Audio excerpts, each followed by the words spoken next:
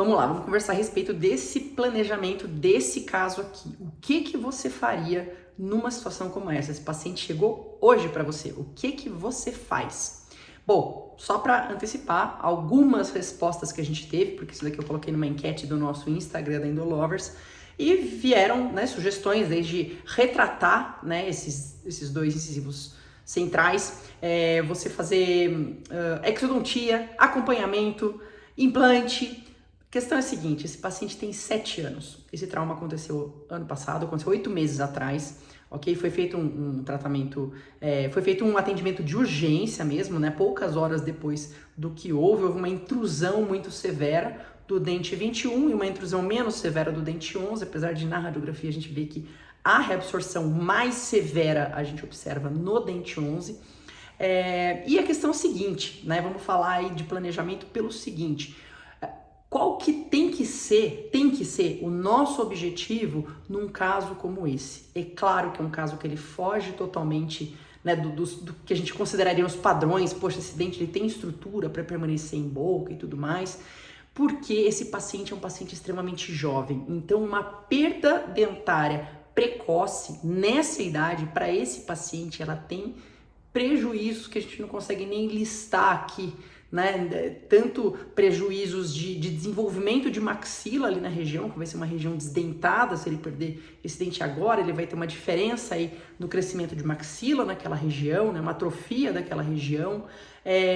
O prejuízo emocional para esse paciente, assim, que é imensurável nesse período, que agora ele está com 7 anos, até que ele desenvolva, né, uma idade suficiente, adequada para poder ter uma reabilitação com implante, e como essa reabilitação com implante vai ser realizada em função aí de toda essa questão aí de diferença de perda de estrutura óssea mesmo, né? A deficiência óssea que esse paciente vai desenvolver.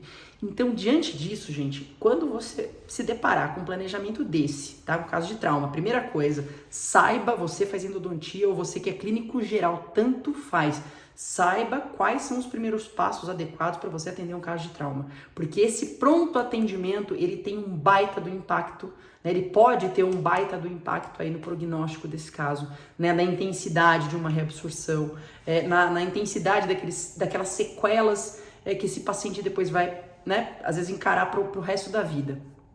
Então, fora isso, fora saber como proceder nesse atendimento emergencial, né, ou de urgência, no caso, o passo seguinte, né, o atendimento de urgência, você faz teve laceração de lábio, você reposiciona dente, esplinta dente. O passo seguinte é o quê?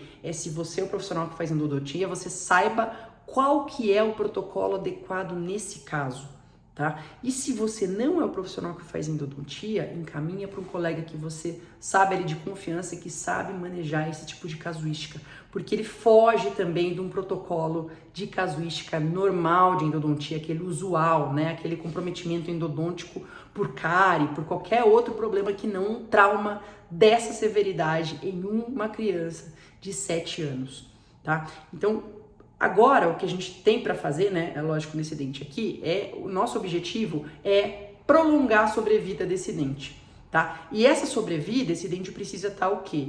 A gente está falando desse dente não necessariamente em função, tá, para esse paciente, porque já existe aqui uma infraposição do dente 21, então ele não vai estar com uma função totalmente restabelecida nesse sentido, né, mastigatório, de guias e tudo mais, mas com certeza é um dente que ele tá ali mantendo a questão